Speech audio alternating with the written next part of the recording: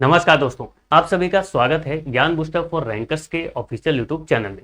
दोस्तों, जैसा कि आप सभी जानते हैं कि अभी हम लोग जीके के सभी महत्वपूर्ण टॉपिक को कवर कर रहे हैं ताकि सभी कॉम्पिटिटिव एग्जाम के दृष्टिकोण से काफी उपयोगी हो। ठीक है, तो आज हम लोग इसी सिलसिले में कुछ करेंट अफेयर्स के टॉपिक को कवर करेंगे, जिसमें हम लोग करने वाले हैं नए मुख्यमंत्री। जैसे कि आप सभी को पता है कि अभी कुछ राज्यों में नए मुख्यमंत्री बने हैं, जैसे कि तमिलनाडु में, बिहार में, पश्चिम बंगाल में, पुदुचेरी में। ये जो नए मुख्यमंत्री बने हैं तो उन सभी को हम यहाँ पे कवर करने वाले हैं। और नए राज्यपाल, जैसे कि आप सभी जानते हैं कि 7 ऐसे राज्य हैं जहाँ के राज्यपाल जो हैं वो बदले गए हैं, तो वो भी हम लोग यहाँ पे देखेंगे। उसके बाद कुछ ऐप्स और पोर्टल्स देखेंगे, जैसे कि सेबी ने कौन सा ऐप लॉन्च किया है, सीबीडीटी ने कौन सा ऐप लॉन्च किया है, उत्तराखंड ने कौन सा ऐप लॉन्च किया है। ये जो ऐप है और किस लिए लॉन्च किया गया है, किसके द्वारा लॉन्च किया गया है, ऐप या फिर पोर्टल, उसको देखना है। उसके बाद ऑल इंडेक्स, इंडेक्स मतलब सभी जो सूचकांक हैं वो हम लोग देखेंगे कि भारत का जो है भुखमरी सूचकांक में रैंकिंग क्या है। ये जो भी रैंकिंग है वो सारे हम लोग यहाँ पे कवर कर लेंगे। उसके बाद ऑल समिट्स, मतलब कि जितने भी बैठकें हुई हैं, जो सम्मेलन हुए हैं, वो हम लोग यहाँ पे देखेंगे, जैसे कि ब्रिक्स समिट कहाँ पे होगा, नाटो कहाँ पे होगा, वगैरह वगैरह। उसके बाद मिलिट्री एक्सरसाइजेस देखेंगे, मतलब सैन्य अभ्यास को कवर करेंगे कि कौन सा सैन्य अभ्यास जो है भारत किस देश के साथ करता है।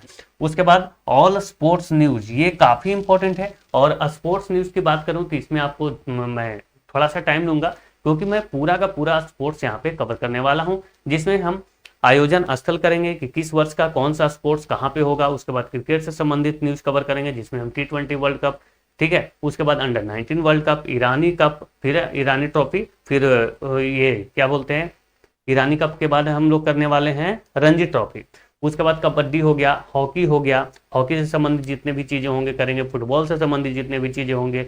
उसके बाद हम विंटर ओलंपिक जो कि 2026 में हुए हैं वो भी कवर करेंगे। फिर खेलो इंडिया में जो भी गेम्स हो रहे हैं, खेलो इंडिया यूनिवर्सिटी गेम्स, खेलो इंडिया पैरा गेम्स, या फिर खेलो इंडिया विंटर गेम्स, ये सारे कवर करेंगे। उसके बाद 38वीं जो नेशनल गेम्स हैं, जिसमें राजा फलिंदर सिंह ट्रॉफी भी दिया जाता है, वो हम लोग यहाँ पे कवर करने वाले हैं। साथ ही चेस से संबंधित जो भी न्यूज होंगे, जिससे कि अभी 95वां ग्रैंड मास्टर कौन बने, 94 नंबर के कौन बने, 93 नंबर का कौन बने, ये सारी चीजें हम कवर करेंगे। जैसे कि 46वां जो शतरंज चैंपियनशिप है वो कहाँ हो रहा है। उसके बाद टाटा WPL यानी वुमेन्स प्रीमियर लीग भी करेंगे, क्योंकि अभी तो IPL जो है मेंस वाला वो तो अभी चल रहा है, तो उसको भी स्किप करेंगे। ठीक है, उसके बाद हम नीति आयोग को भी कवर करते हुए आगे बढ़ जाएंगे। चलिए हम इसको शुरुआत करते हैं। पहला स्लाइड हमारा है ये। आइए सबसे पहले हम मुख्यमंत्री देख लेते हैं।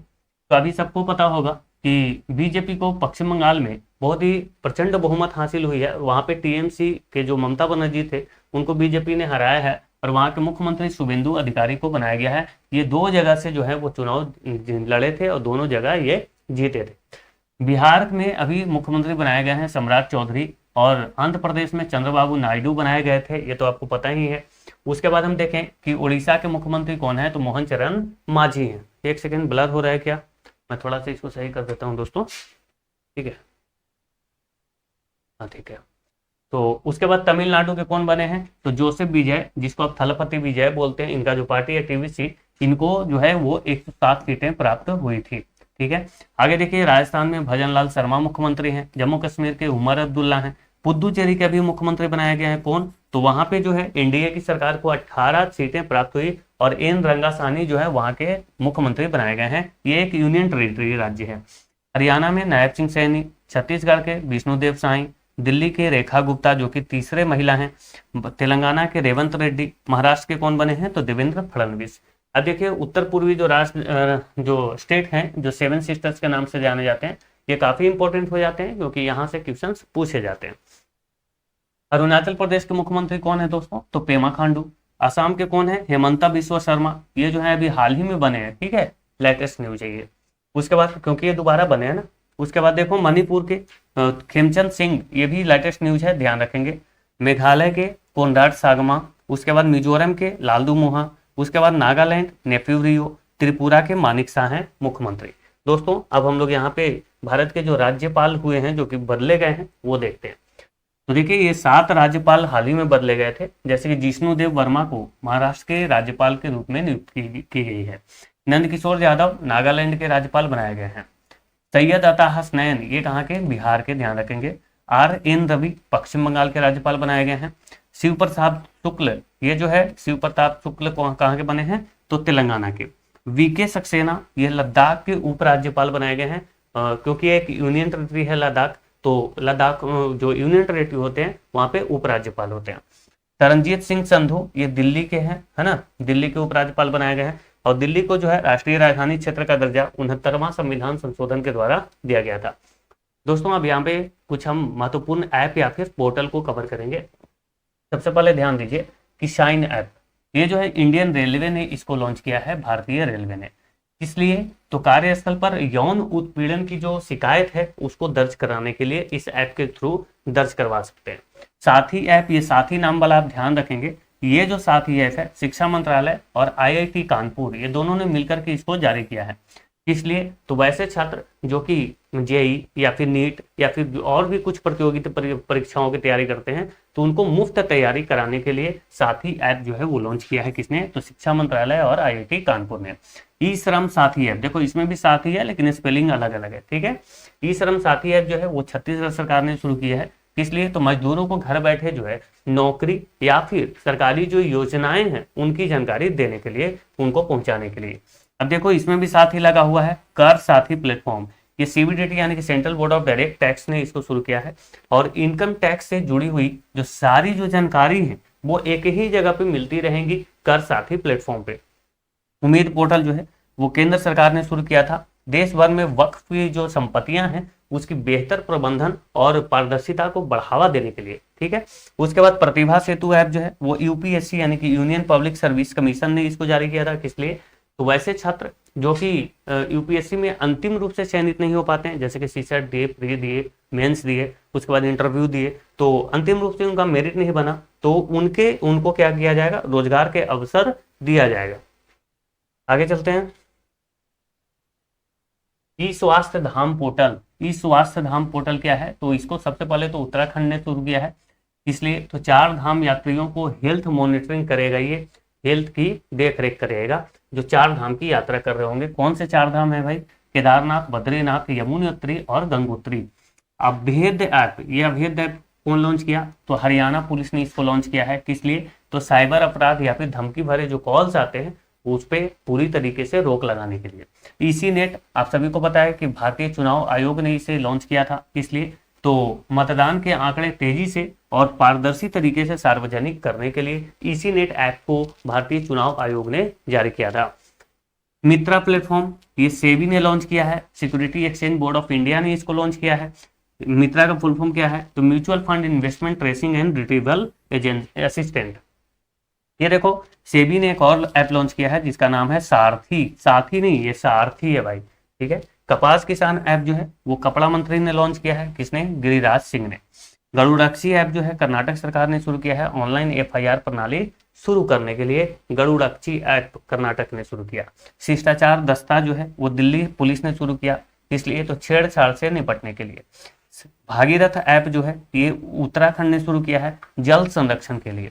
अब देखो एक बैंकनेट पोर्टल बनाया गया है केंद्र सरकार के द्वारा, किस लिए, तो संपत्तियों की ई नीलामी के लिए। इलेक्ट्रॉनिक रूप से संपत्तियों का क्या किया जाए, तो नीलामी इलेक्ट्रॉनिक रूप से किया जाए। अब दोस्तों हम यहाँ पे सभी जो है महत्वपूर्ण जितने भी इंडेक्स हैं, सूचकांक हैं, उसको हम कवर करेंगे बहुत ही इंटरेस्टिंग तरीके से। अगर आपको लगे कि हाँ इस वीडियो में मैंने बहुत ही अच्छे से मेहनत करी है और कोई भी बकवास नहीं किया, तो इस वीडियो को आपको लाइक जरूर करना है और चैनल को सब्सक्राइब भी कर लीजिएगा। चलिए, सस्टेनेबल डेवलपमेंट गोल इंडेक्स जो है भारत को इसमें 99वां स्थान प्राप्त हुआ है। टॉप पे है कौन, तो फिनलैंड। और इसको जारी कौन करता है, तो यूएनएसडीएसएन, यूएनएसडीएसएन, एक सेकेंड, यूएनएसडीएसएन, ध्यान रखेंगे, मतलब United nation sustainable development solution network. भ्रष्टाचार धारणा सूचकांक में भारत को जो है 91वां स्थान मिला है। टॉप पे कौन है, तो डेनमार्क है और इसको ट्रांसपेरेंसी इंटरनेशनल जारी करता है। दोस्तों यहाँ पे मैंने भारत की रैंक, टॉप स्थान और जारी करने वाले संस्था का नाम लिखा है। वर्ल्ड हैप्पीनेस इंडेक्स की बात करें तो 118वां स्थान भारत को प्राप्त हुआ। टॉप पे कौन है, फिनलैंड, और इसको भी यूएनएसडीएन ही जारी करता है ये, ठीक है। आगे चलते हैं। ग्लोबल फायर पावर इंडेक्स की बात करें तो भारत को चौथा स्थान मिला है, यूनाइटेड स्टेट्स जो है वो टॉप पे है। ठीक है दोस्तों। एशिया पावर इंडेक्स की बात करें तो तीसरा स्थान पे भारत है, यूएसए टॉप पे है। लोवी इंस्टीट्यूट ऑफ ऑस्ट्रेलिया जो है वो इसको जारी करता है, लोवी इंस्टीट्यूट। अगर बात करें, आप सोचेंगे कि एशिया पावर इंडेक्स में यूएसए क्या कर रहा है, तो ऐसा नहीं है। एशिया में किसका वर्चस्व चलता है इस पे बात होती है। ग्लोबल यूनिकॉर्न इंडेक्स की बात करें तो तीसरा स्थान पे है भारत, और इसमें भी यूएसए ही टॉप पे है। ग्लोबल वाला में सिर्फ चौथे नंबर पे है। अच्छा, एक और इंडेक्स भी मैं आपको बता देता हूँ। जैसे कि यहाँ पे देखो, थोड़ा सा वेट करना।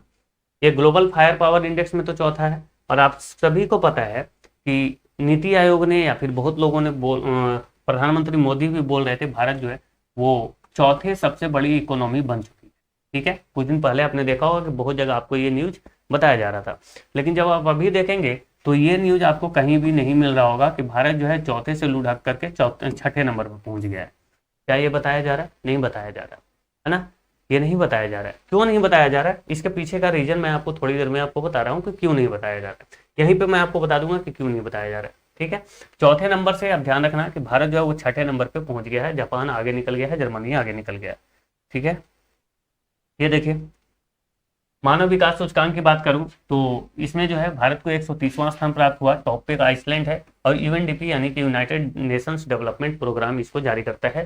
ग्लोबल जेंडर गैप इंडेक्स की बात करते हैं तो 131वां स्थान भारत को मिला है। आइसलैंड जो है वो टॉप पे है। वर्ल्ड इकोनॉमिक फोरम इसको जारी करता है, लेकिन आप ध्यान रखेंगे कि यहाँ पे ग्लोबल जेंडर गैप इंडेक्स है, लेकिन जेंडर इक्वालिटी इंडेक्स में 102वां स्थान मिला है भारत को, जो कि यूएनडीपी द्वारा जारी किया जाता है। वैश्विक आतंकवाद सूचकांक की बात करें, अच्छा यहाँ पे 13वां स्थान आप कर लीजिए, ये 13 नंबर पे है। 13वां, यहाँ पे चौथा 14 गलत है, 13वें नंबर पे है। ठीक है, बुर्किना फासो इसमें टॉप पे है। क्या ये जलवायु परिवर्तन प्रदर्शन सूचकांक 2026 23वें स्थान पे है भारत, और पहला दूसरा तीसरा पे कोई भी नहीं है। चौथे नंबर पे डेनमार्क है, इसलिए आप इसको टॉप पे भी बोल सकते हैं। ठीक है, क्योंकि पहला दूसरा स्थान जो है, पहला दूसरा और तीसरा खाली है, वहां पे कोई उसको क्राइटेरिया जो है फुलफिल नहीं कर पाया। जर्मन वॉच इसको जारी करता है, ध्यान रखेंगे। एनर्जी ट्रांजिशन इंडेक्स में भारत को 71वां प्राप्त हुआ है, 71वां स्थान। स्वीडन जो है टॉप पे है। वर्ल्ड इकोनॉमिक फोरम इसको जारी करता है। ग्लोबल इनोवेशन इंडेक्स यानी कि नवाचार वाला 38वां प्राप्त हुआ है, और स्विट्जरलैंड टॉप पे है। विपो इसको जारी करता है। कौन? विपो। मैं वो कारण अभी जस्ट आपको बता रहा हूँ, पहले पहुंचने दो वहां पे। वर्ल्ड इन्वेस्टमेंट रिपोर्ट 2025 की बात करें तो 15वां स्थान मिला है। यूएस टॉप पे है, और अंकटार द्वारा यह जारी किया गया है इन्वेस्टमेंट रिपोर्ट वाला। Travel and tourism development index की बात करें तो 39वां स्थान है, यूएसए टॉप पे है, और वर्ल्ड इकोनॉमिक फोरम इसको जारी करता है। ग्लोबल हंगर इंडेक्स की बात करें तो 102वां स्थान पे है भारत, और इसको कौन जारी करता है? तो कंसर्न वर्ल्ड वाइड। ठीक है, अब देखो, दिखा कारण, दिखा या नहीं दिखा? दिख गया कारण। जैसे कि चौथे स्थान पे जब भारत आया तो पूरा का पूरा मीडिया हो गया, जैसे कि आपके मोबाइल पे भी देख रहे होंगे कि बहुत ज्यादा न्यूज आया होगा, है ना। बहुत ज्यादा जो टीवी पे भी आप देख रहे हो तो न्यूज वगैरह जो भी चलते हैं, तो उसमें बहुत इसको चलाया गया था कि भारत चौथे स्थान पे पहुंच गया, अगले साल हम तीसरे स्थान पे पहुंचने वाले हैं, विश्व गुरु बनने वाले हैं। लेकिन ऐसा क्या हुआ भाई? तो ये देखें, ये सबसे बड़ा कारण है कि भारत अब छठे स्थान पे पहुंच गया। चौथे स्थान से छठे स्थान पे पहुंच गया है, किसमें? तो सबसे बड़ी इकोनॉमी में। लेकिन फिर भी इसको नहीं बनाया जा रहा है। क्यों? क्योंकि यहाँ पे ये आजादी नहीं है।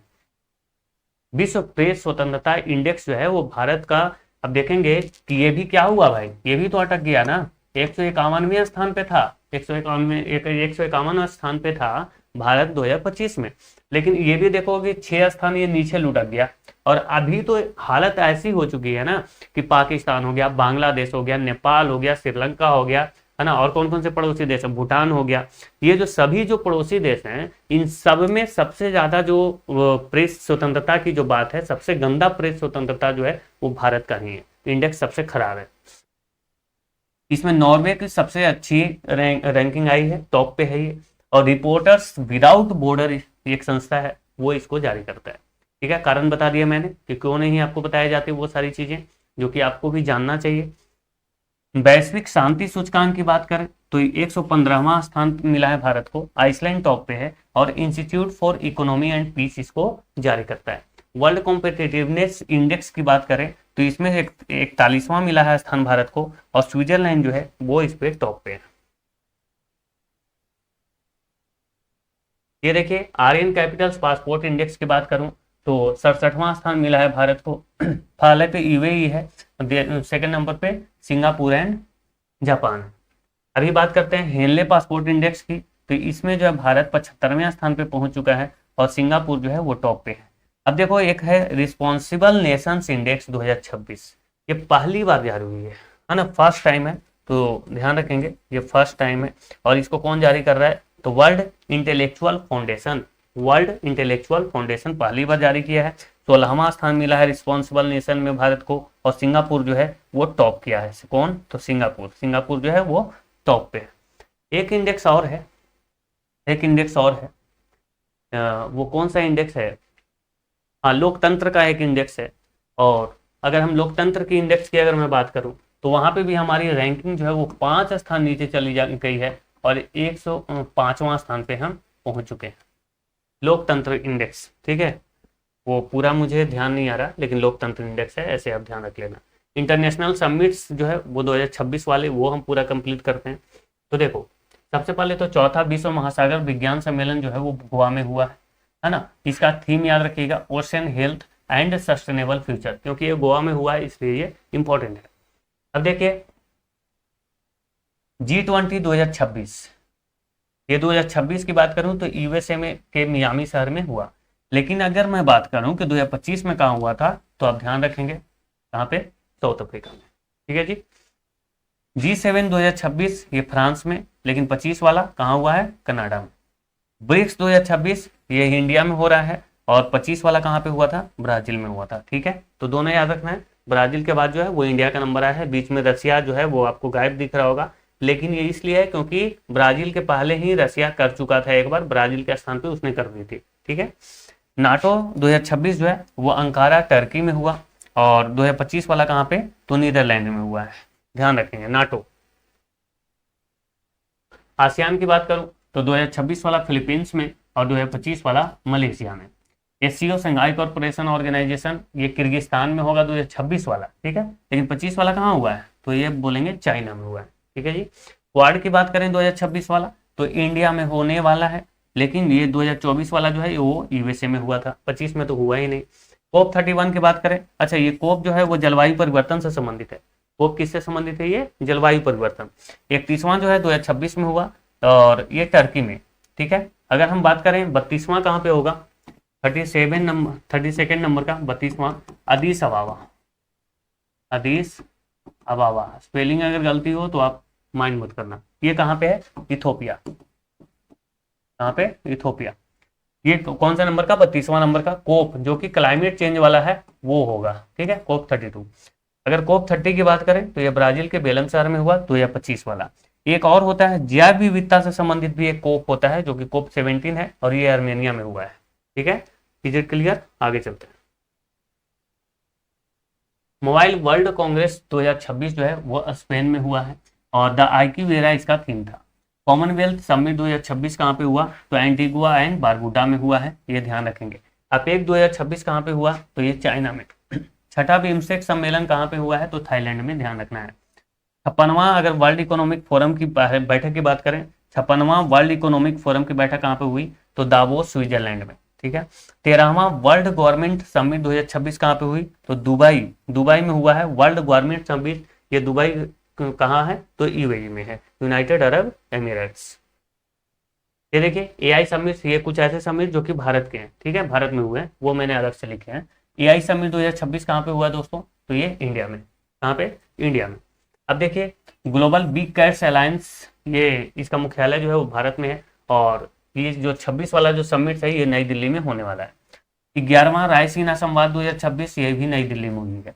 अंतर्राष्ट्रीय मलेरिया समिट 2026 कहाँ पे हुई है, तो ये भी नई दिल्ली में हुई है। 12वां एशिया और प्रशांत क्षेत्रीय समिट कहाँ पे हुआ, तो ये भारत मंडपम नई दिल्ली में हुआ है। 25वां वर्ल्ड सस्टेनेबल डेवलपमेंट समिट 2026 कहाँ पे हुई, तो ये हुई है न्यू दिल्ली में। ठीक है, तो ये भारत वाला आपको ध्यान रखना है। अब हम कुछ सैन्य अभ्यास यानी कि मिलिट्री एक्सरसाइज को कवर करने वाले हैं, तो ध्यान से आप देखिएगा। ये देखिए वायु शक्ति 2026 की बात करें तो ये वायुसेना द्वारा की जाती है, और ये कहाँ पे हुआ, तो पोखरण में हुआ है, और ये वायुसेना द्वारा इसको आयोजन की गई है। अरिमर्व शक्ति की बात करें तो भारत और मलेशिया के बीच ये होता है, और राजस्थान में इस बार इसका आयोजन किया गया था। गरुड़ शक्ति 2025 जो है वो भारत और इंडोनेशिया के बीच होता है। गरुड़ शक्ति, सिर्फ गरुड़ की बात नहीं कर रहा, गरुड़ शक्ति भारत और इंडोनेशिया, और ये हिमाचल प्रदेश में हुआ। शक्ति अभ्यास की बात करें तो भारत और फ्रांस के बीच शक्ति, सिर्फ शक्ति अगर आएगा तो फ्रांस, ठीक है। ला कैवेलरी फ्रांस में हुआ। मित्र शक्ति की बात करें तो ये भारत और श्रीलंका के बीच होता है, और बेलगावी कर्नाटक में इस बार हुआ है। समुद्र शक्ति की बात करें तो ये इंडोनेशिया के साथ हम करते हैं, और गरुड़ शक्ति भी इंडोनेशिया के साथ करते हैं, लेकिन सिर्फ शक्ति हम कहाँ करते हैं, फ्रांस के साथ। तो ये इस बार इसका आयोजन कहाँ हुआ, विशाखापट्टनम आंध्र प्रदेश में।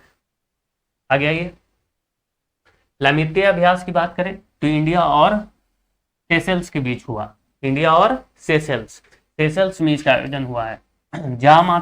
जा माता इंडिया और जापान, है ना, तो ये चेन्नई में हुआ। जा से जापान और माता कहाँ बोला जाता है, इंडिया में, ऐसे याद रखना। मैत्री अभ्यास इंडिया और थाईलैंड के बीच होता है। इस बार कहाँ हुआ है दोस्तों, तो ये मेघालय के उमरोई में हुआ है।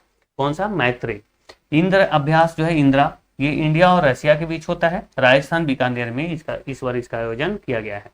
वज्रघात अभ्यास की बात करें तो भारतीय सेना करती है, और इस बार इसका आयोजन कहाँ हुआ है, तो राजस्थान के पोखरण में। डस्टली की बात करें तो ये हम उज्बेकिस्तान के साथ करते हैं। इस बार इसका आयोजन कहाँ हुआ है, तो पुणे में हुआ है। सिम्बैक्स की बात करें, ध्यान रखिएगा यहाँ पे C से 4 सिम्बैक्स है, यहाँ आपको S4 भी सिम्बैक्स से ही दिख रहा होगा। तो C वाला जो है C4 कंबोडिया होता है, तो ऐसे ध्यान रख लेना, पुणे में हुआ है। लेकिन अगर हम सिम्बैक्स ये वाला बात करें तो ये S4 सिंगापुर होगा, और ये सिंगापुर में इस बार इसका आयोजन किया गया है। अग्नि वॉरियर की बात करें तो इंडिया और सिंगापुर के बीच अग्नि वॉरियर भी होता है और सिम्बैक्स भी होता है। ये जो अग्नि वॉरियर है देवलाली महाराष्ट्र में हुआ है। काजिंद की बात करें तो ये कजाकिस्तान के साथ हम करते हैं। ओली उत्तराखंड में इस बार इसका आयोजन हुआ है, और सिम्बैक्स तो मैंने आपको बता ही दिया है ना, S4 सिंगापुर। यहाँ पे देखिए पूर्वी प्रहार की बात करें तो ये तीनों सेनाओं मिलकर करती है, जल थल और नभ सेनाएं जो है वो मिलकर के करती हैं। अरुणाचल प्रदेश में इस बार इसका आयोजन हुआ है। पूर्वी लहर की बात करें तो भारतीय सेना द्वारा किया जाता है। भारत के पूर्वी समुद्री तट पर हुआ है इसका आयोजन। संयुक्त विमोचन भारतीय सेना अहमदाबाद में इसका आयोजन किया गया है। रिप्रिक्स जो है इंडियन कोस्ट गार्ड के द्वारा आयोजित होता है, और कोची केरला में हुआ है इसका आयोजन। आस्ट्रा हिंद जो है ऑस्ट्रेलिया और इंडिया के बीच होता है। पुणे में इस बार इसका आयोजन किया गया था, ऑस्ट्रा हिंद का, ठीक है। आगे बात करेंगे साइक्लोन की। देखो साइक्लोन दो है, एक तो सिर्फ साइक्लोन और एक डेजर्ट साइक्लोन। तो साइक्लोन अगर सिर्फ है तो इंडिया और मिस्र, ये राजस्थान में हुआ है। लेकिन डेजर्ट साइक्लोन जो है कहाँ पे, किसके द्वारा, तो इंडिया और यूएई के जो दोनों है वो साथ में करते हैं। आबू धाबी यूएई में इस बार आयोजन हुआ है। खंजर जो है इंडिया और किर्गिस्तान के बीच होता है। बिश्केक किर्गिस्तान में इसका आयोजन हुआ। एक्वेरियन की बात करें तो इंडिया और मालदीव के बीच होता है, और मालदीव में इसका इस बार आयोजन हुआ। कोपेक्स कहाँ हुआ, तो इंडिया जो है वो किसके साथ, मिस्र के साथ। और साइक्लोन भी हम मिस्र के साथ करते हैं, ध्यान रखेंगे। इजिप्ट में इसका आयोजन हुआ है, ठीक है, इजिप्ट मतलब मिस्र। ये देखिए नोमैडिक एलिफेंट जो है ये हम मंगोलिया के साथ करते हैं, और इस बार इसका आयोजन मंगोलिया में ही हुआ है, उलान बटोर में। सूर्य किरण हम नेपाल के साथ करते हैं, इस बार आयोजन कहाँ हुआ, नेपाल में। इकाथा जो है इंडिया और मालदीव के बीच होता है, हिंद महासागर में इसका आयोजन हुआ है। अजय योद्धा की बात करें तो हम ब्रिटेन के साथ करते हैं अजय योद्धा, और ब्रिटेन में ही इस बार इसका आयोजन हुआ है। अल नजाह जो है हम ओमान के साथ करते हैं, है ना, ओमान में ही इसका आयोजन हुआ है अभी, ठीक है। ओमान आप देख रहे होंगे कहाँ पे है, तो यूएई के पास। ये देखिए कुछ मैंने यहाँ पे कुछ अलग से भी लिख दिए, जैसे कि अगर वरुण या गरुड़ या फिर शक्ति, सिर्फ शक्ति, गरुड़ शक्ति नहीं, गरुड़ अलग और शक्ति अलग, ठीक है। अगर गरुड़ शक्ति हो जाएगा तो फिर वो इंडोनेशिया हो जाएगा, ध्यान रखिएगा। सिर्फ अगर गरुड़ है या फिर सिर्फ शक्ति है या फिर फ्रिंज है तो ये किसके साथ हम करते हैं, फ्रांस के साथ। अब देखो ये युद्धाभ्यास एक नाम का युद्धाभ्यास भी होता है, सर्कस होता है, वज्र प्रहार, पोप इंडिया, टाइगर ट्रम्प और युद्धाभ्यास तो मैंने यहाँ पे बता ही दिया। तो ये हम अमेरिका के साथ करते हैं, जापान के साथ जीमेक्स और थर्मा गार्जियन करते हैं, ये आप ध्यान रखेंगे, ठीक है। पूरा का पूरा मैंने आपको मिलिट्री एक्सरसाइज करवा दिए बहुत कम समय में, तो प्लीज ये जो मेरा जो एफर्ट्स है इसको आपको सराहना होगा, ठीक है। करेंट अफेयर्स, अच्छा ये हम अब स्पोर्ट्स कर लेते हैं, स्पोर्ट्स में आ चुके। एशियन गेम्स 19वां जो है एशियन गेम्स 2022 में हुआ, और हांगजू चाइना में हुआ था आयोजन 2022 वाला। 20वां जो है वो नगोया और ओइची शहर जो कि जापान के हैं, यहाँ पे होगा 2026 में ही होना है। फीफा वर्ल्ड कप की बात करें तो 22वां संस्करण 2022 में हुआ था, कहाँ पे, कतर में। 2026 वाला 23वां संस्करण मैक्सिको, कनाडा और यूएसए में होगा। T20 men's cricket world cup की बात करें तो 2026 वाला कहाँ हुआ है, तो इंडिया और श्रीलंका में, और आपने देखा होगा इंडिया इसका विजेता रहा है, साउथ अफ्रीका वो विजेता रहा है। यहाँ पे बात करें तो, अच्छा सॉरी, T20 की बात कर रहा हूँ ना, यहाँ पे न्यूजीलैंड था वो विजेता, न्यूजीलैंड था, साउथ अफ्रीका ने। ये देखो यहाँ पे, हम इसके पहले वाला शायद 2024 वाला मुझे याद आ गया था। ये देखिए 2028 की बात कर रहे हैं तो ऑस्ट्रेलिया और न्यूजीलैंड में इसका आयोजन होगा। ठीक है, 2028 वाला जो T20 होगा ऑस्ट्रेलिया और न्यूजीलैंड में होगा। T20 T20 जो वुमेन्स क्रिकेट वर्ल्ड कप है 2024 वाला यूएई में हुआ, 2026 वाला इंग्लैंड में। Men's one day cricket world cup की बात करें तो 2023 वाला जो है वो इंडिया में हुआ था, जिसका विजेता ऑस्ट्रेलिया था, आप देखे होंगे। 2027 वाला जो है साउथ अफ्रीका, जिम्बाब्वे और नामीबिया मिलकर के करेंगे, साउथ अफ्रीका, जिम्बाब्वे और नामीबिया। ओलंपिक्स की अगर बात कर ले तो सबसे पहले तो हम शीतकालीन ओलंपिक की बात करेंगे। शीतकालीन, शीतकालीन ये जो है इंडिया में उतना फेमस नहीं होता है। ठीक है, तो 2026 वाला जो है इटली के मिलान और कोटिना शहर में होगा, हुआ है वो, ये हो चुका है, इसके बारे में हम आगे पढ़ेंगे भी। 2030 वाला जो है फ्रांस में होगा। 2034 वाला यूएसए के यूटा राज्य के साल्ट लेक सिटी में होगा। ठीक है, अगर हम समर ओलंपिक की बात करें तो ये जो है समर ओलंपिक जो है भारत में काफी ज्यादा ये प्रसिद्ध है। ये थोड़ा सा ब्लर दिख रहा है क्या आपको? हमें भी लग रहा है यार, इसको एक सेकंड थोड़ा सा क्लियर करता हूँ मैं। हुआ, हाँ ऐसे करने में क्लियर हो जाता है। ये देखिए 2024 वाला जो है पेरिस फ्रांस में हुआ था, है ना। यहाँ पे तो हमारा प्रदर्शन काफी निराशाजनक रहा है, इसके बारे में काफी हम लोग पढ़ चुके हैं। 2028 वाला जो है लॉस एंजल्स यूएसए में होगा। ठीक है, ग्रीष्मकालीन ओलंपिक की बात कर रहा था अभी, ये शीतकालीन था। यहाँ पे आइए, अब दोस्तों हम कुछ खेल की और बात करें तो 10वां जो आईसीसी मेंस वर्ल्ड कप है जो कि 2026 में हुआ है इंडिया और श्रीलंका में, तो इसका विनर कौन है, तो इंडिया, और वो विजेता कौन है, न्यूजीलैंड। आईसीसी ये T20 वाला है। ठीक है, पुरस्कार राशि की बात करें तो 27.48 करोड़ रुपए जो है वो भारत को प्राप्त हुए हैं। सही है ना, दिख रहा है सही? ठीक है, भारत जो है तीसरी बार इसका विजेता बना है। एक बार 2007 में जब पहला एडिशन था, 2024 और 2026 लगातार 2 बार ये खिताब जीतने वाला भारत पहला देश है। ठीक है, लगातार। फाइनल में प्लेयर ऑफ द मैच बने थे जसप्रीत बुमराह, लेकिन player of the tournament Sanju Samson बने थे। 2026 में पहली बार किस देश ने क्वालिफाई किया था, तो ये ध्यान रखेंगे, इटली पहली बार क्वालिफाई किया था, है ना। भारतीय टीम के कप्तान कौन थे दोस्तों, तो ये थे सूर्य कुमार यादव। यहाँ पे आइए, 10वां जो आईसीसी वुमेन्स वर्ल्ड कप है ये इंडिया में हुआ, और विनर इसका कौन रहा, तो इंडिया साउथ अफ्रीका को हमने हराया था। ये वुमेन्स वर्ल्ड कप की बात हो रहा है। 9वां आईसीसी चैंपियन ट्रॉफी की बात करूं तो पाकिस्तान और यूएई में हुआ था। विनर कौन था इसका, तो इसका भी विनर इंडिया था, और न्यूजीलैंड जो है वो विजेता था। मेंस एशिया कप की बात करूं तो इसको यूएई में करवाया गया था, और इंडिया ही इसका विजेता था, पाकिस्तान उप विजेता था। आईसीसी वर्ल्ड टेस्ट चैंपियनशिप कहाँ हुआ, तो लंदन के लॉर्ड्स मैदान में, और विनर इसका साउथ अफ्रीका रहा, और ऑस्ट्रेलिया को इसने हराया था। तो ये क्रिकेट से संबंधित जो चीजें हैं वो मैंने आपको यहाँ पे करवाए। अब देखिए अंडर 19 जो वर्ल्ड कप है ये भी क्रिकेट से ही है, ये 16वें नंबर का था, ध्यान रखेंगे। होस्ट का कौन था, नामीबिया और जिम्बाब्वे। नामीबिया और जिम्बाब्वे में हुआ था 16वां अंडर 19 वर्ल्ड कप। फाइनल में जिम्बाब्वे के हरारे स्पोर्ट्स क्लब में हुआ था फाइनल मैच। अगर बात करें विनर कौन रहा, तो हमने फाइनल में इंग्लैंड को हराया है, मतलब इंडिया इसका विजेता है, और 100 रनों से हराकर रिकॉर्ड 6ठी बार यह ट्रॉफी हमने हासिल की। 2000 में, 2008 में, 12 में, 18 में, 22 में और 26 में। ये देखो लगातार हमने यहाँ पे जीते हैं 18, 22, 26। 12 वाला भी जीता, 8 वाला भी जीता और 2000 वाला भी जीता, 6ठी बार हमने ये जीता है। 50 ओवर में 411 पर 9 विकेट, ये हाईएस्ट टोटल रहा। भारत के कप्तान आयुष मात्रे थे, और player of the tournament Vaibhav Suryavanshi बने, जो कुल जो है 439 रन इन्होंने बनाए, और प्लेयर ऑफ द मैच जो है फाइनल में ये भी वैभव सूर्यवंशी ही बने, और 175 रन जो है इन्होंने फाइनल में बनाए थे। सोच लीजिए, है ना। इनका तो नाम जानते ही होंगे, एक बिहारी 100 पे भारी, बिहार का है भाई। चलिए, रणजी ट्रॉफी 2025-26 की बात करें तो इसका विनर कौन है, तो जम्मू कश्मीर इसका विनर है, कर्नाटक वो विजेता रहा। ईरानी कप 2025-26 की बात करें तो विनर कौन है, तो विदर्भ और शेष भारत इसका उपविजेता रहा है। विजय हरारे ट्रॉफी की बात करता हूं, तो विजय हरारे ट्रॉफी जो है विदर्भ ने जीत लिया है और सौराष्ट्र को हरा करके विदर्भ ने जीता है। सैयद मुश्ताक अली ट्रॉफी की जो पहली बार झारखंड ने जीता है, पहली बार जीता है झारखंड ने हरियाणा को हरा करके। ठीक है, तो ये चीजें ध्यान रखना है। प्रो कबड्डी लीग सीजन 12 की मैं बात करूं, 12वां सीजन का खिताब किसने जीता, तो दबंग दिल्ली, पुनेरी पल्टन को इसने हराया है। पुनेरी पल्टन को दबंग दिल्ली ने हरा दिया है 12वें सीजन का।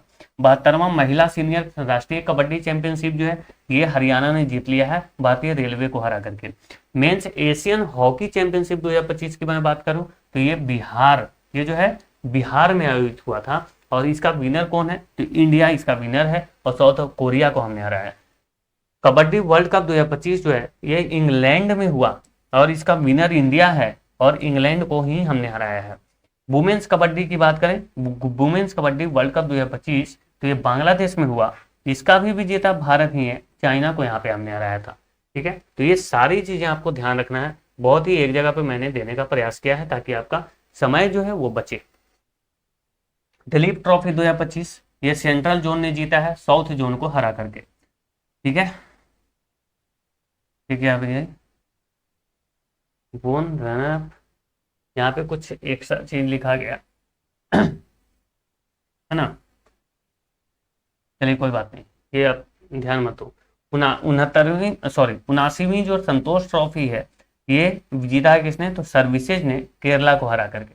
ये दो ही क्वेश्चन है इसमें, ये नहीं है। ठीक है, ये एक्स्ट्रा चीजें लिखा गई हैं कुछ।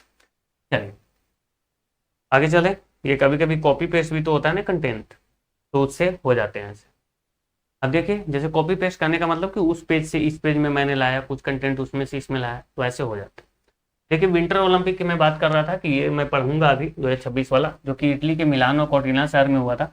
नॉर्वे ने लगातार चौथी बार जो है शीतकालीन ओलंपिक की पदक तालिका में पहला स्थान हासिल किया है। किसने, तो नॉर्वे ने। आप यहाँ पे देख सकते हो मैंने पदक तालिका लगा दिया है। नॉर्वे ने जो है टोटल 18 स्वर्ण पदक, 12 रजत और 11 कांस्य पदक के साथ टोटल 41 पदक जीते और चौथी बार लगातार टॉप किया है।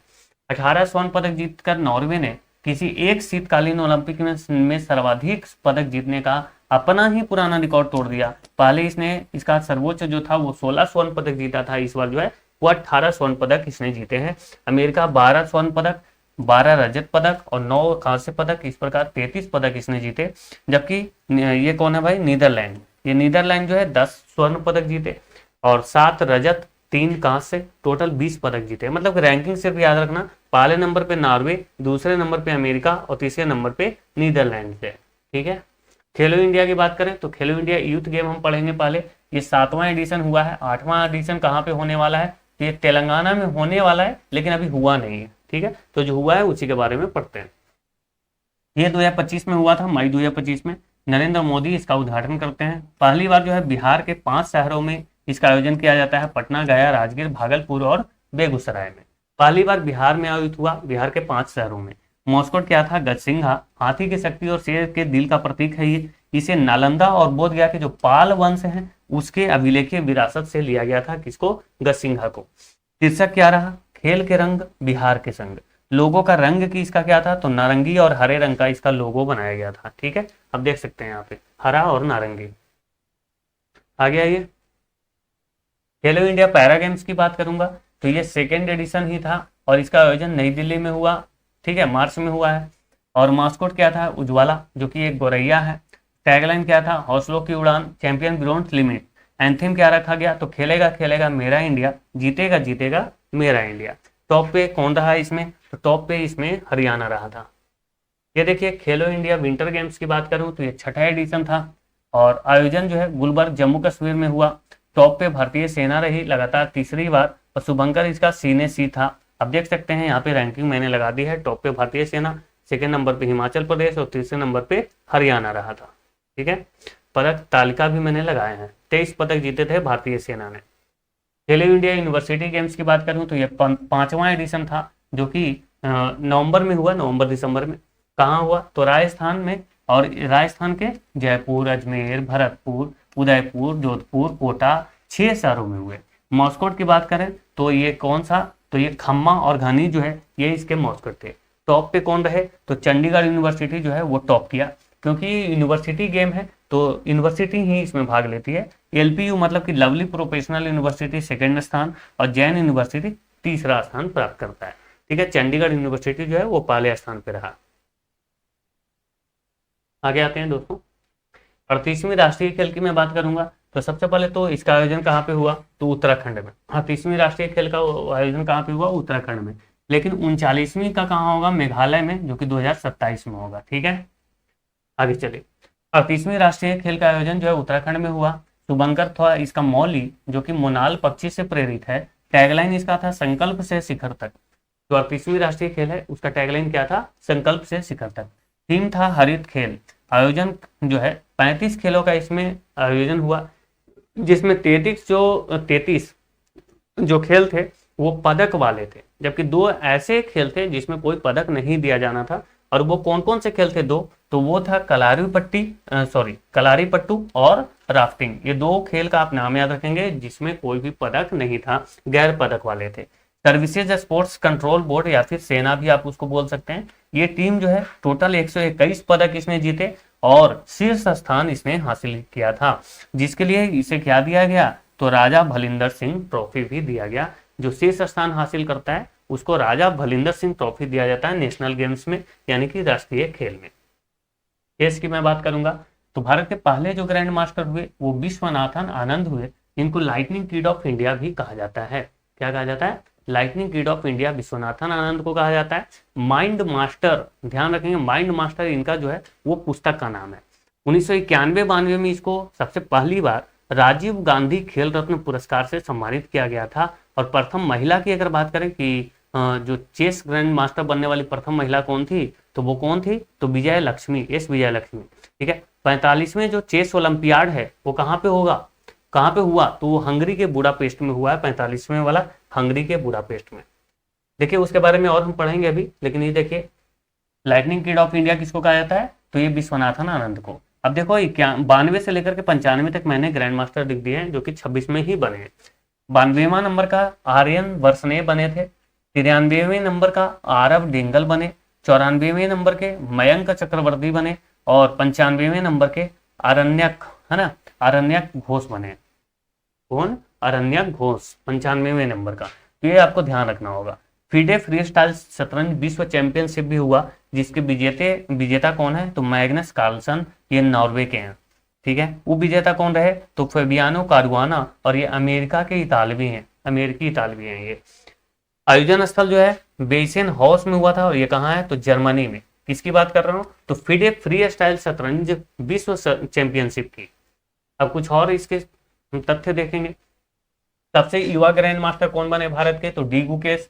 और इन्होंने चेन्नई के 18 वर्षीय हैं, और ये चीन के डिंग लिरेन को हरा करके फिडे विश्व चैंपियनशिप 2024 इन्होंने जीता था। और भारत के सबसे युवा ग्रैंड मास्टर बने कौन, तो डी गुकेश। विश्व जूनियर शतरंज चैंपियनशिप 2025 किसने जीता, तो प्रणब वेंकटेशन ने जीता था। 7वें भारतीय ये बने, ये विश्व जूनियर शतरंज चैंपियनशिप पुरस्कार जीतने वाले। प्रतिष्ठित टाटा स्टील चेस मास्टर्स 2025 का खिताब किसने जीता, तो आर प्रज्ञानंद ने जीता। भारत के पहली जो महिला ग्रैंड मास्टर थी वो एस विजय लक्ष्मी थी। 46वें चेस ओलंपियाड जो है 2026 वाला, ये ताशकंद उज्बेकिस्तान में होना है। लेकिन ये 45वें मैंने आपको बताया कि हंगरी के बुडापेस्ट में हुआ था। ये 45वें नंबर का कहाँ हुआ, हंगरी के बुडापेस्ट। अब ध्यान रखना भाई, फिडे जो है 20 जुलाई 1924 को फिडे जो है वो एक संस्था बनती है, और इसकी स्थापना जो है वो होती है कब, तो 20 जुलाई 1924 को। इसका हेड क्वार्टर कहाँ है, तो लुसाने स्विट्जरलैंड में। फिडे की जो हेड क्वार्टर है वो कहाँ है, लुसाने स्विट्जरलैंड। फिडे जो है वो शतरंज खिलाने वाली सर्वोच्च संस्था है। टाटा WPL 2025 जो है महिला प्रीमियर लीग का ये चौथा सीजन था, और इस सीजन में कुल जो है 5 फ्रेंचाइजियों ने, यानी कि 5 टीमों ने हिस्सा लिया। और पर इसका खिताब किसने जीत लिया, तो आरसीबी ने जीता। 5 फरवरी 2026 को ये जीता। दिल्ली कैपिटल्स को 6 विकेट से हरा करके आरसीबी ने जो है वो जो चौथा सीजन था वुमेन्स प्रीमियर लीग का उसको जीत लिया है। ऑरेंज कैप किसको मिला? स्मृति मंधाना को, 377 रन इन्होंने बनाए। जबकि पर्पल कैप जो कि सबसे ज्यादा विकेट लेते हैं, सोफी डिवाइन जो कि गुजरात जायंट्स से खेल रहे थे, 17 विकेट्स इन्होंने लिए। और मोस्ट वैल्यूएबल प्लेयर का भी इन्होंने खिताब जीता। Emerging player of the season ये नंदिनी शर्मा बनी और इन्होंने 17 विकेट लिए दिल्ली के लिए, है ना, कितने? 17 विकेट। फाइनल का प्लेयर ऑफ द मैच ये स्मृति मंधाना बनी, इन्होंने कितने? तो 87 रन बनाए थे फाइनल में आरसीबी से खेलते हुए स्मृति मंधाना। और फाइनल मैच में player of the match Smriti Mandhana बनी। जबकि ऑरेंज कैप भी स्मृति मंधाना ही बनी ली थी, ठीक है। मतलब सबसे ज्यादा रन भी इन्होंने पूरे टूर्नामेंट में बनाए थे। कप्तान कभी कभी पूछ लिए जाते हैं, ये पांचों टीमों के मैंने यहाँ पे कप्तान लिख दिए हैं, ठीक है। सबसे पहले तो मुंबई इंडियंस, इसके कप्तान कौन है? तो हरमनप्रीत कौर। पुरुषों वाले कौन है? तो हार्दिक पांड्या, ठीक है। वैसे अभी परमानेंट हार्दिक पांड्या ही है, लेकिन अभी तो चेंज हुए हैं, मतलब कि वो परमानेंट जो रहता है वही हम याद करेंगे ना। Royal Challengers Bengaluru Smriti Mandhana. अच्छा, रजत पाटीदार है पुरुषों वाले। दिल्ली कैपिटल्स ये कौन है? तो जेमिमा रॉड्रिग्स, लेकिन पुरुषों वाले में अक्षर पटेल। गुजरात जायंट्स के कप्तान कौन है? तो एस्ले गार्डनर। और पुरुषों वाले में कौन है? तो ये शुभमन गिल। यूपी वॉरियर्स, ये तो यूपी वॉरियर्स कोई टीम नहीं है पुरुषों वाला, हाँ, लखनऊ सुपर जॉइंट्स हैं जिसके ऋषभ पंत है। यूपी वॉरियर्स जो है ये मैग लैनिंग इसके कप्तान है, ये महिलाओं वाले में, ठीक है। चेन्नई सुपर किंग के कप्तान कौन है? तो वो है ऋतुराज गायकवाड़। राजस्थान रॉयल्स के कौन है? ये मुझे आप कमेंट में बता देना, राजस्थान रॉयल्स के कौन है, ठीक है। आप मुझे कमेंट में बताना, उन्होंने बहुत कम रन बनाए अभी। चलिए, केकेआर के हैं अजिंक्य रहाणे। नीति आयोग की बात कर लेते हैं। तो आप सभी को पता है कि योजना आयोग की स्थापना कब हुई थी? 1950 में हुई थी। और इसको हटा करके फिर 1 जनवरी 2015 को नीति आयोग लाया गया। अध्यक्ष इसके प्रधानमंत्री होते हैं। प्रथम सीईओ सिंधु श्री खुल्लर थे सॉरी, लेकिन वर्तमान सीईओ कौन है? तो निधि छिब्बर। वर्तमान सीईओ कौन है? निधि छिब्बर। एडिशनल चार्ज इनको दिया गया है। प्रथम उपाध्यक्ष कौन थे? अरविंद पनगड़िया। और लेकिन वर्तमान उपाध्यक्ष कौन है? देखो, वर्तमान भी लिखा मैंने, प्रथम भी लिखा, अशोक कुमार लाहिड़ी को बनाया गया है। नीति आयोग ने वीके पॉल की अध्यक्षता में एम्स के आधुनिकीकरण के लिए समिति का गठन किया है। कौन सा? एम्स के आधुनिकीकरण के लिए अध्यक्ष कौन है? वीके पॉल। नीति आयोग का पूर्णकालिक जो सदस्य है वो राजीव गौबा है। नीति आयोग के अनुसार भारत जो है जापान को पीछे छोड़कर दुनिया की चौथी सबसे बड़ी अर्थव्यवस्था बन गई है। ये तो नीति आयोग बोल रहा है ना, लेकिन अभी आज ही जो है आईएमएफ का भी एक रिपोर्ट आया जिसमें जो है भारत चौथे स्थान से छठे स्थान पे पहुंच चुका है। तो ये जो है ये अब जो है वो सवालों के घेरे में है। तो इस पे अभी नीति आयोग ने अभी कुछ नहीं बोला है, तो इसलिए मैं इसको अभी यही रहने दे रहा हूँ, ठीक है। लेकिन आप ध्यान रखना कि छठे स्थान पे भारत पहुंच चुका है, ठीक है। मैं आपको अपडेट कर दिया हूँ। आगे चलते हैं। नीति आयोग के महिला उद्यमिता चेस्टर में शामिल होने वाला पहला राज्य जो है वो तेलंगाना बना है। अगर बात करें कि नीति आयोग के पहले राजकोषीय स्वास्थ्य सूचकांक जो है 2025 वाले में, है ना, पहला बार राजकोषीय सूचकांक जो है नीति आयोग जारी किया, जिसमें उड़ीसा टॉप किया, सेकंड नंबर पे छत्तीसगढ़ और तीसरे नंबर पे गोवा। नीति आयोग के उत्तर पूर्वी क्षेत्र सतत विकास लक्ष्य जो है ये सूचकांक जो है 2023-24 वाला उसके बाद नहीं हुआ। तो इसमें एक जिला है मिजोरम का, हनहथियाल, ये टॉप किया है, ठीक है। शीर्ष जिला कौन है? हनहथियाल, मिजोरम का। वर्क फॉर विकसित भारत पोर्टल जो है नीति आयोग ने लॉन्च किया है। नीति आयोग ने मिजोरम को भारत का, किसको? मिजोरम को भारत का जिंजर कैपिटल घोषित किया है, ठीक है दोस्तों। तो बहुत ही अच्छे तरीके से मैंने बहुत सारी चीजें यहाँ पे आप लोगों के सामने रखे और मुझे लगता है कि बहुत कम समय में आपको बहुत सारे कंटेंट मिले हैं। और इसके बाद जो है मैं फिर से एक वीडियो लाऊंगा। कल शायद मैं वीडियो आप लोगों को ना दे पाऊँ क्योंकि बहुत प्रॉब्लम हो रहा है अभी मेरे तरफ, क्योंकि लाइट नहीं रह रहा, इसी वजह से मैं लाइव क्लास नहीं ले पा रहा हूँ, ठीक है। लेकिन मैं एक और वीडियो दूंगा, जो मैं अभी जाऊंगा तो उसको भी टाइप करूंगा। आवाज से संबंधित सारे फैक्ट्स एक वीडियो में मैं लेके आऊंगा। उसी में पुस्तक, जो नए पुस्तक हैं वो भी करवाऊंगा। साथ ही साथ जो महिला से संबंधित जो उपलब्धि होंगी, जो कि प्रथम महिलाएं होंगी या फिर वो कवर करूंगा। उसके बाद में ट्रांसजेंडर वाले सवाल पूरा जो है वो कवर करवा दूंगा। एआई वाले और इसरो वाले जो अंतरिक्ष प्रौद्योगिकी है वो मैं सोच रहा हूँ कि एक वीडियो में उसको भी कवर करवा ही दूँ, अंतरिक्ष प्रौद्योगिकी को। और जितने भी योजनाएं हैं जो कि राज्य सरकार वाले हैं वो मैं एक वीडियो में कवर करवा दूंगा।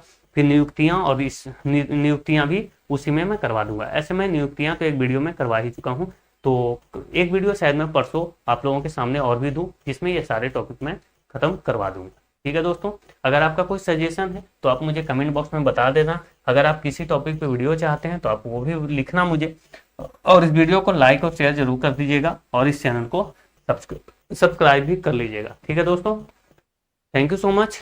जय हिंद, अपना ख्याल रखिए।